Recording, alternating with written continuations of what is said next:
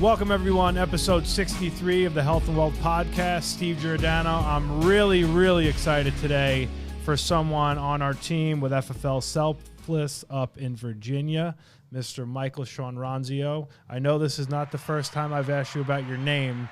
Give me the full clarity. Shawn is the middle name, correct? That's correct. All right. I always feel like I screw it up, but I like calling you your full name. I went by Shawn throughout my childhood, but once I started a business, I went by my legal first name, and honestly, I feel like it's my true power. I like that. That's smart. Yeah. I like that. That's good. Well, you have a great story and a journey that we want to kind of unpack here. Let's start here. Where did you grow up? I grew up in a little bit of a rough neighborhood in Chicago. Never really did too good in school. Kind of always getting in trouble. Once I got a little bit older, I always was like kind of making money the wrong ways, if you would. And, once I had my first son, I realized that I can't be looking over my shoulder all the time. So I kind of gave that life up and started, like working and building my skill set up.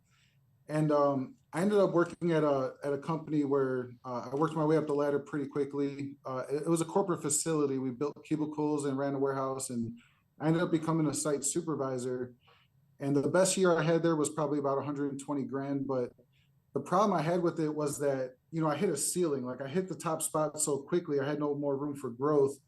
And what I had to do to get that $120,000 was almost unbearable. I mean, I was working like 70 hours a week, 80 hours a week, some weeks.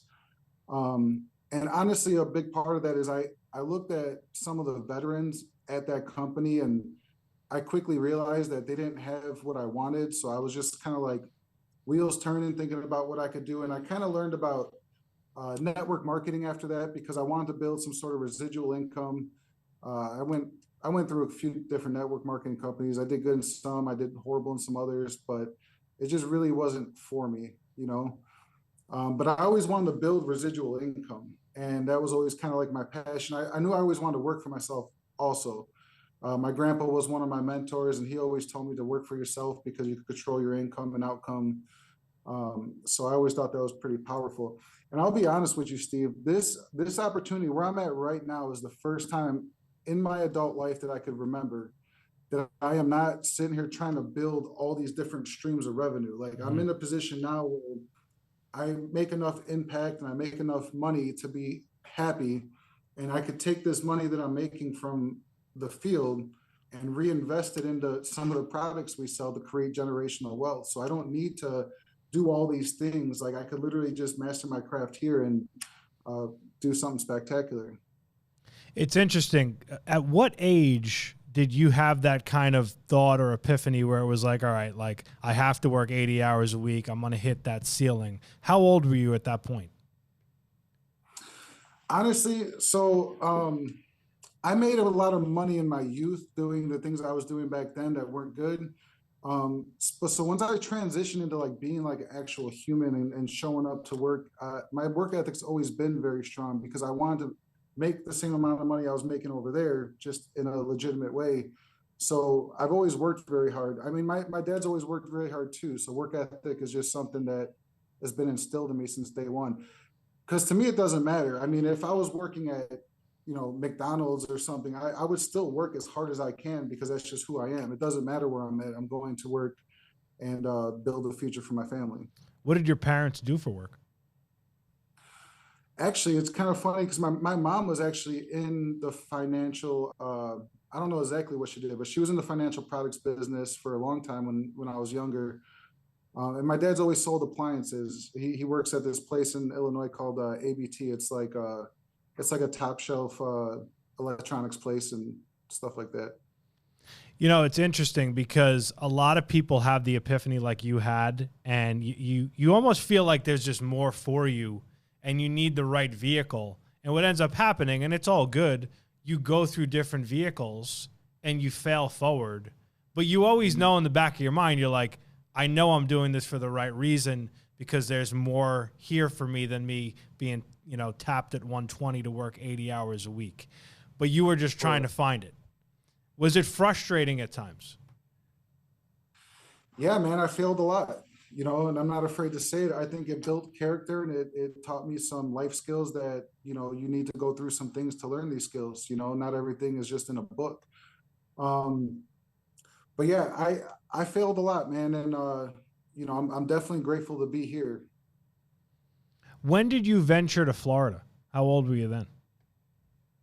Oh man. So it's actually kind of a funny story. So what happened was I had started a marketing agency working with holistic practitioners. Um, and unfortunately, COVID came around and put me out of business. Okay. So at that time, I had a friend that introduced me to someone that was selling life insurance. And I got involved with him and I started selling life insurance at that captive agency.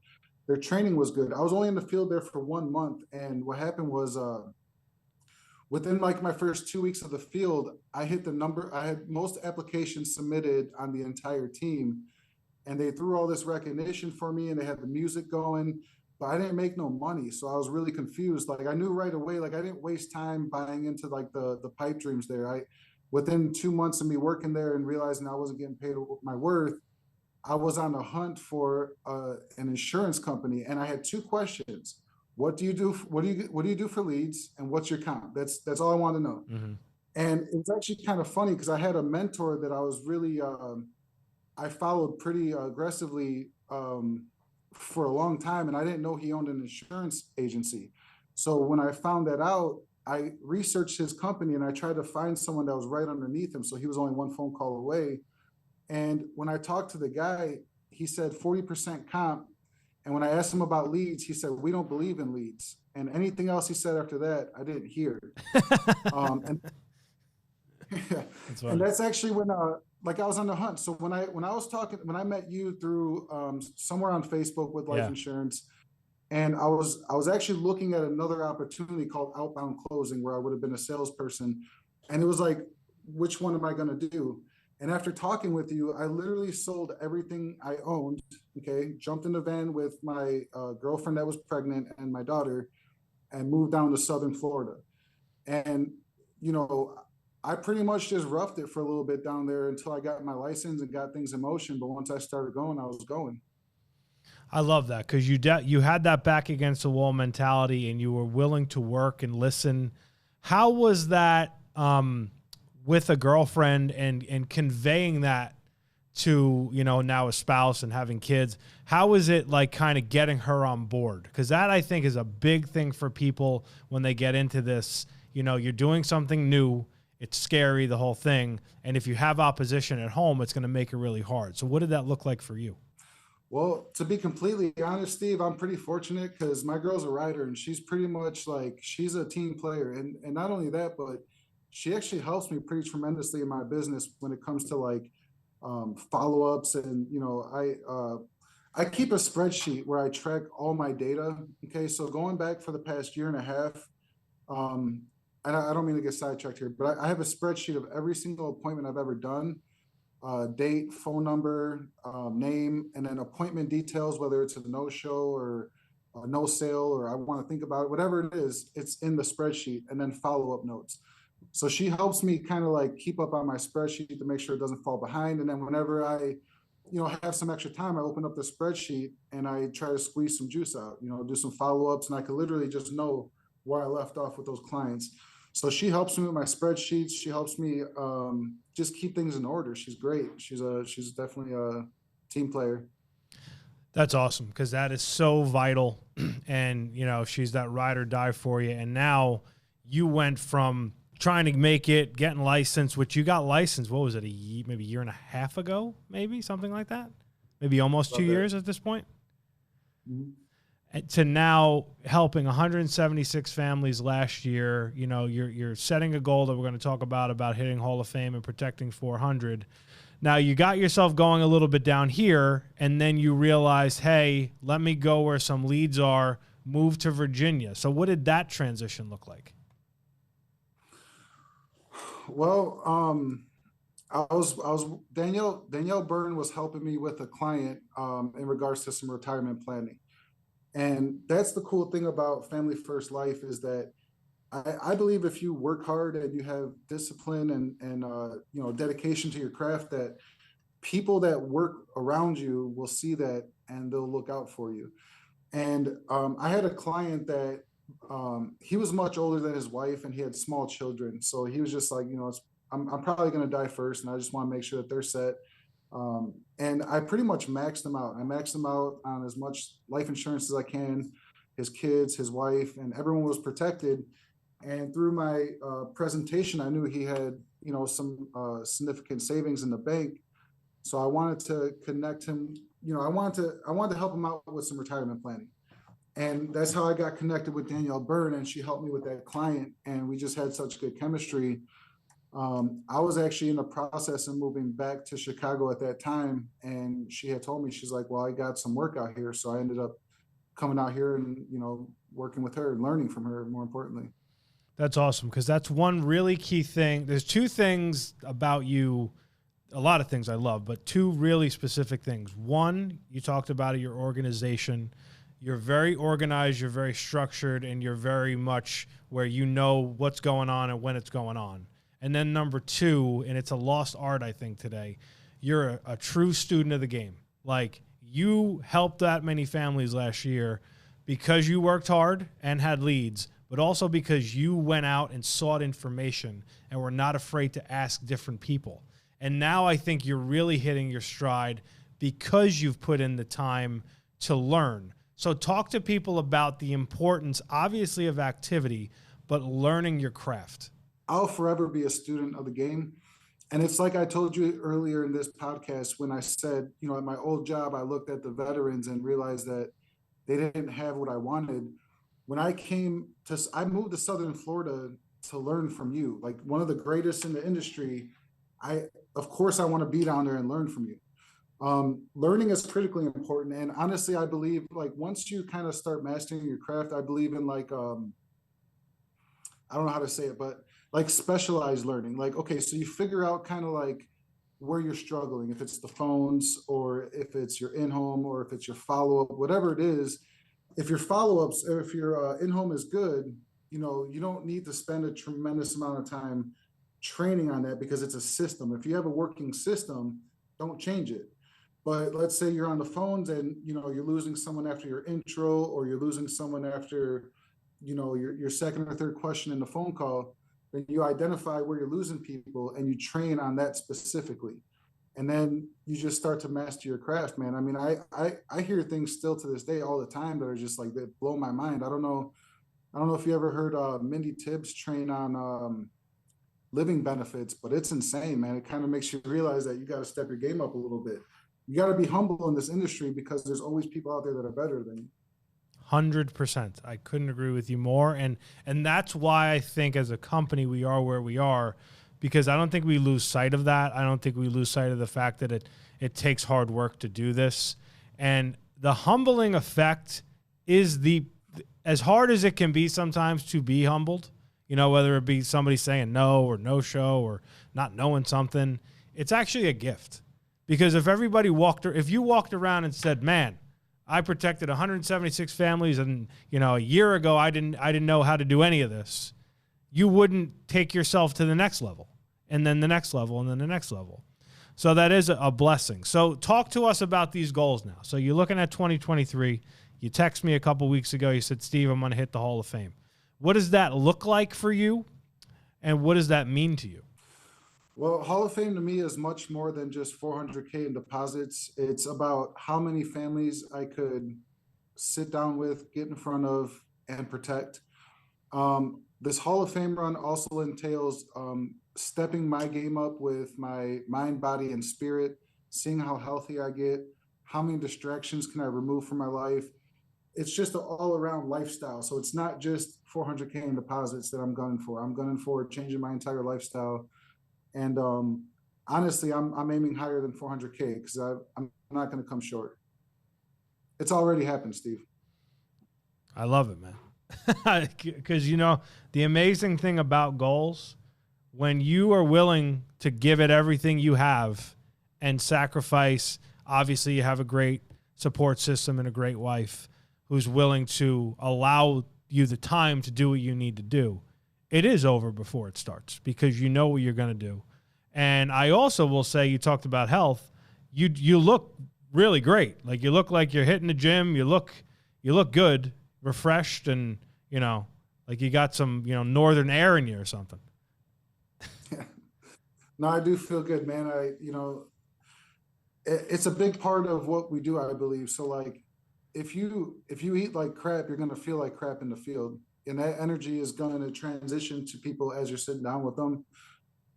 So in the mornings, I always drink smoothies before I hit the road. I take my vitamins, drink a bunch of water, work out, and I leave just feeling powerful, man. It's good. I love it. So now you've definitely learned a lot in the way of your skill set in the house. You've always done a great job of calling from the house when you don't know things, but you definitely, I can tell now, just based on your numbers and talking to you, you've taken that to another level. Give us, I don't need the whole in-home, but give us some little things that you do that maybe you've learned along the way, that maybe you didn't do in the beginning, but now you do, that are helping you close more than you were before. All right, so I got a couple things. The first, I think is critically important to learn how to read body language in this business. Okay. Now, when I, well, first of all, before I get to someone's house, I pull over like four houses or a block up the road where they can't see me. And I just make sure that I got all my stuff together. I look at their names on the calendar and I say them in my head. So by the time I see them and I say their name, it's almost like I've like met them before because I'm not guessing what their name is. Okay. So when I pull up to the house, it's all business. I grab my stuff very efficiently and get out of my car. I don't mess around or fumble around paperwork. Then when I knock on the door, I'm reading body language from the very first second I meet somebody.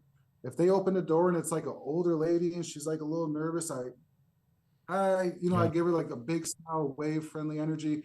If it's like a dude with alpha male energy, then I just like, hey, how you doing? I'm here for an appointment. Do you have a table we can sit at? Like it's just straight to business.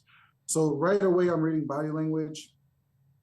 When you're talking to the clients, just make sure that you're listening. We got 2 ears and one mouth. We're supposed to listen more than we speak.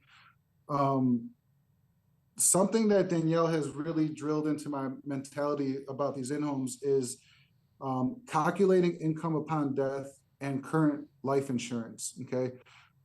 These are like, in my opinion, some of the most important factors of your actual client worksheet, because a lot of these clients actually haven't calculated their income upon death. And when you show them what the reality is, then you can start asking some difficult questions and drawing out some emotion, because the reality is Mary might not be doing so good if Bob passes away, and you have to kind of bring that to the table. As for current coverage, I'll do anything it takes to get that information. I don't care what it takes. Like I'll call companies, even if I'm not contracted with them, it doesn't matter, because you need to know if that policy is going to expire. Is it going to go up in price? Is it an accidental policy? And if they're guessing the details of it, it's worth it to call the company and get that information. Okay. I already kind of talked about tracking the data with the spreadsheets. Um, I think the one thing that I changed a lot from when I was new to now is honestly taking, so when you're doing your in-home, right, and you have multiple appointments and you've been sitting there and you're sweating, you're submitting an application, you're working, you're kind of eager to get to your next appointment, especially if you got a lot of them. But I believe that last section of your appointment is one of the most crucial, which is the tie down, because you need to just take a breath and slow down. The other client's going to be there when you get there. And if not, there's more clients.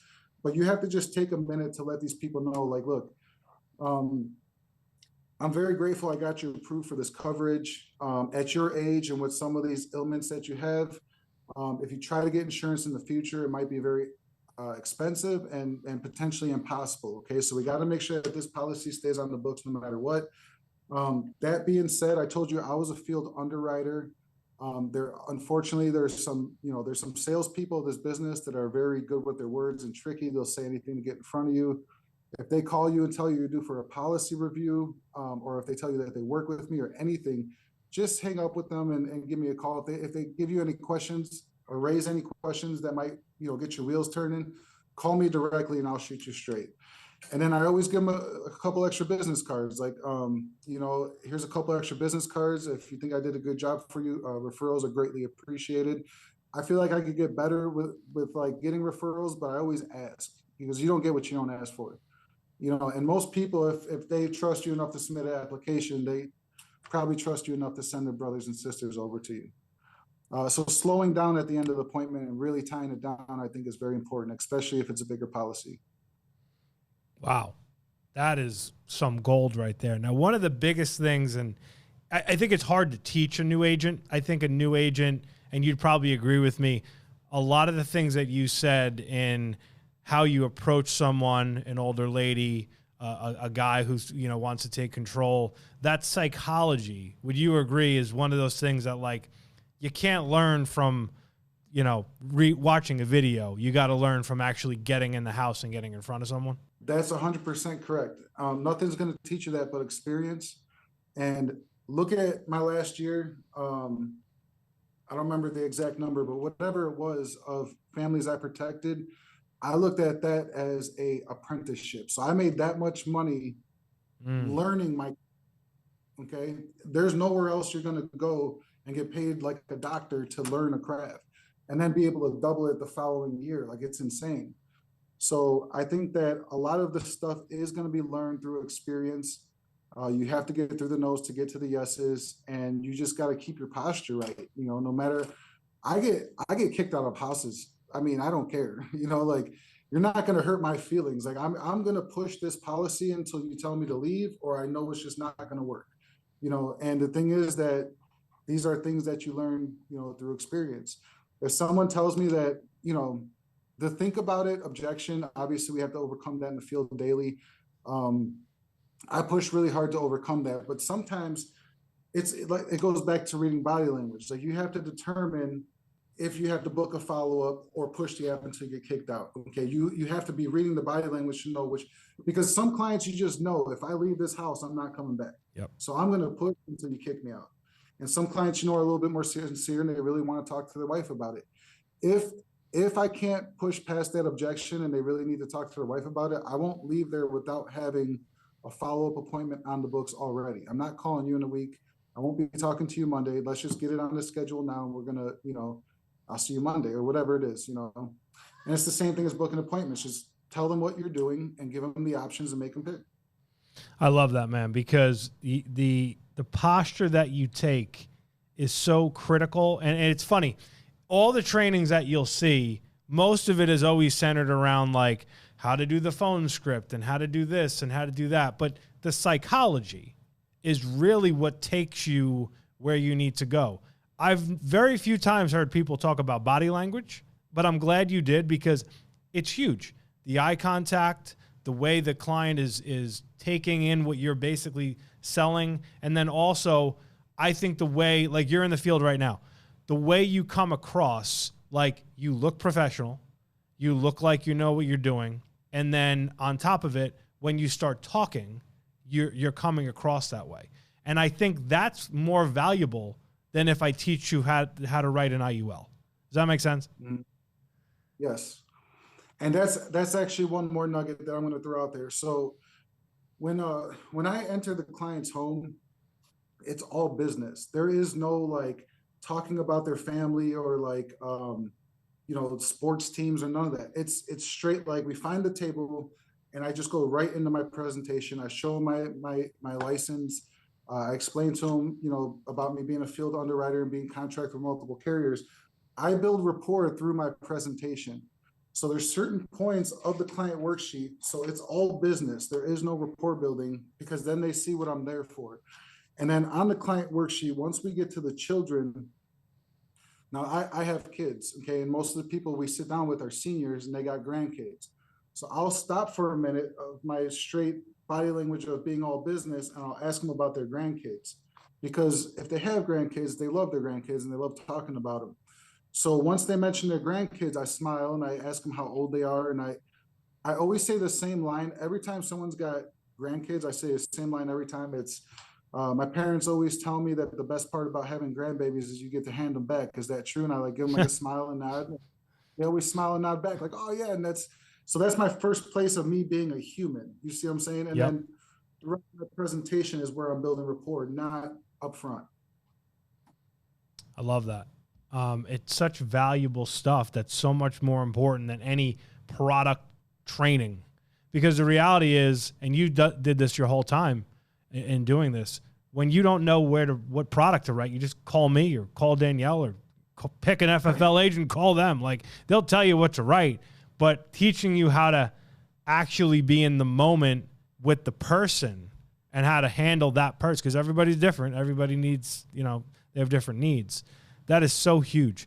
When do you think the light bulb of the psychology and the body language went off for you? Well, the thing is that, given my background, body language is something that I've been reading since I was a small child. So it's like that's something that was never really,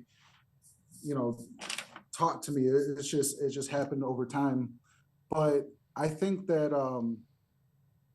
after a few months in the field, you start to kind of realize that, if you get a no sale, you're never going to see these people again, and on top of that, like, even if you quote unquote mess up your presentation, well, they don't know what the presentation is supposed to be like. They don't know how it's supposed to go. So even if you mess up and you do it with confidence, they're not going to know the difference. You see what I'm saying? So I think a couple months into the field, it kind of clicked pretty quickly. Usually it happens when you got kicked in the teeth a couple times and you get sick of getting kicked in the teeth and you realize, all right, I got to put my line in the sand and do something here. That's awesome. So what are some of the things you think you're going to need to sacrifice to legitimately, double your production this year? Well, there's a lot, man. I mean, the thing is that when I was growing up, my dad taught me that being distracted makes you a target to get robbed. Okay, because we lived in a bad neighborhood, so he taught you never to, be distracted. You got to be always kind of observant. And I think that carries into what we do here, because I think that being distracted makes you a target for laziness in this business. So if you're getting distracted and scrolling Facebook too much and drinking and, partying with your friends, it's going to slow you down. And that being said, like, even in the morning, so like, that's something that I had to remove is, if I wake up and make a cup of coffee and scroll Facebook for a little bit, it really does affect my day negatively.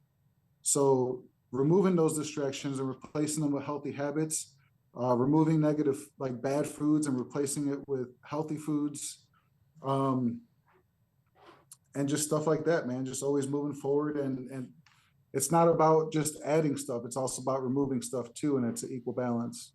I like the removing stuff, because that is true. Typically, you have to remove more than you actually have to add, and you just got to keep it simple and keep it consistent.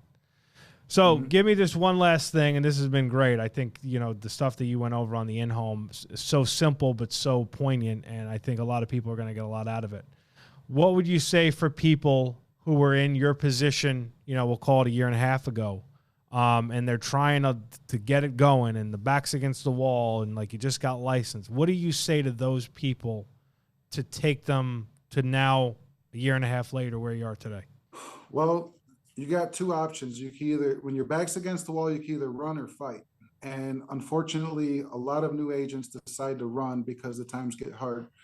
What I can tell you is that I'm not that special. I just work hard and I'm dedicated and disciplined. But everything that I've learned has been learned through trainings and from reaching up and reaching out.